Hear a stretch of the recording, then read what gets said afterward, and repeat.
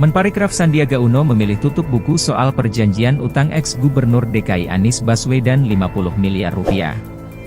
Sandiaga kini ingin fokus menatap pemilu 2024. Untuk diketahui, adanya perjanjian itu diungkap oleh Erwin Aksa di YouTube Akbar Faisal.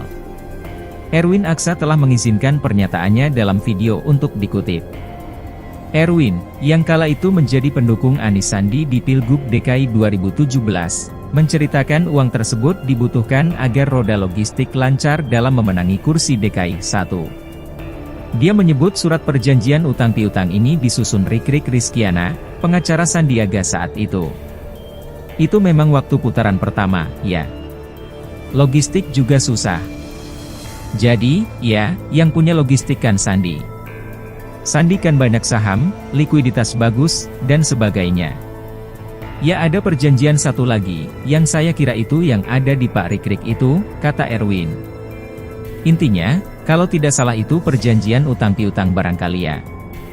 Ya pasti yang punya duit memberikan utang kepada yang tidak punya duit. Kira-kira begitu. Karena yang punya likuiditas itu Pak Sandi kemudian memberikan pinjaman kepada Pak Anies, katanya.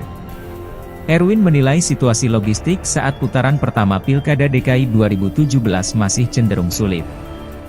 Dia menyebut nominal utangnya mencapai 50 miliar rupiah. Karena waktu itu putaran pertama kan ya namanya juga lagi tertatih-tatihkan waktu itu.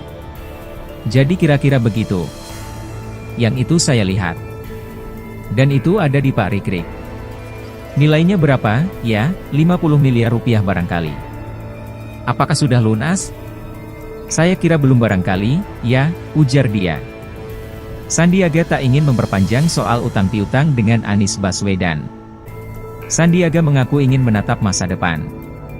Ya, setelah saya salat istikharah, setelah saya menimbang, berkonsultasi dengan keluarga, saya tidak ingin melanjutkan pembicaraan mengenai ini, ujar Sandiaga setelah menghadiri Harlah 1 Abad NU di Gelora Delta Sidoarjo, Jalan Pahlawan, Wisma Sarinadi, Magersari, Kecamatan Sidoarjo, Kabupaten Sidoarjo, Jawa Timur, dalam keterangan tertulis, Selasa, 7 Februari 2023. Lebih baik nanti para pihak yang mengetahui untuk bisa menyampaikan, tapi dari saya cukup sekian dan saya ingin fokus menatap masa depan, ujarnya.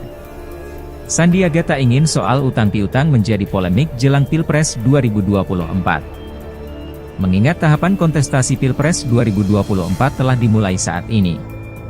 Kontestasi demokrasi tinggal sebentar lagi, mari kita tatap masa depan dengan penuh rasa sukacita, gembira, dan persatuan dan kesatuan bangsa kita, kata Sandiaga. Hingga kini, Anies Baswedan belum memberikan respon soal perjanjian utang 50 miliar rupiah tersebut. Namun, Anies sempat menjelaskan tentang perjanjian itu ke pengamat politik dari Universitas Paramadina, Henry Satrio, Hensat. Hensat mengaku dirinya ngobrol via telepon dengan Anies soal perjanjian utang 50 miliar rupiah ini pagi tadi. Berdasarkan penjelasan Anies, menurut Hensat, perjanjian itu sudah selesai. Dia mengatakan komitmen dalam perjanjian itu yakni jika Anies Sandi menang dalam Pilkada DKI 2017, maka utang 50 miliar rupiah itu dianggap selesai. Sementara, jika Anies Sandi kalah, maka Anies akan mengganti utang tersebut ke Sandi. Tujuannya untuk menjelaskan tentang utang piutang Sandi. Nah Sandi sudah mengatakan bahwa dia nggak mau diperpanjang dan dia ikhlaskan, kata Hensat saat dihubungi, Selasa, 7 Februari 2023. Nah sebetulnya perjanjian itu bukan lunas, bukan diikhlaskan, tapi sudah selesai, karena perjanjiannya adalah kalau kalah Anies harus mengembalikan, kalau menang selesai perjanjiannya, dia tidak mengembalikan apa-apa, lanjutnya. Hensat mengaku ditunjukkan isi perjanjian oleh Anies, namun dia enggan membeberkan hal itu. Anies, kata Hensat, tidak terganggu dengan kehebohan isu tersebut. Ya gua lihat perjanjiannya, tapi nggak boleh disampaikan, saya ditunjukin. Anies nggak merasa terganggu, makanya yang disuruh bicara Hensat, karena sudah selesai perjanjiannya pada saat Anies menang Pilgub. Jadi intinya itu bukan ikhlaskan, bukan lunas, tapi bahasanya selesai karena Anies Sandi menang dalam Pilgub Jakarta, ujarnya. Hensat mengatakan Anies tidak mengetahui alasan isu tersebut diangkat belakangan ini. Hensat menduga hal itu untuk memperburuk citra Anies.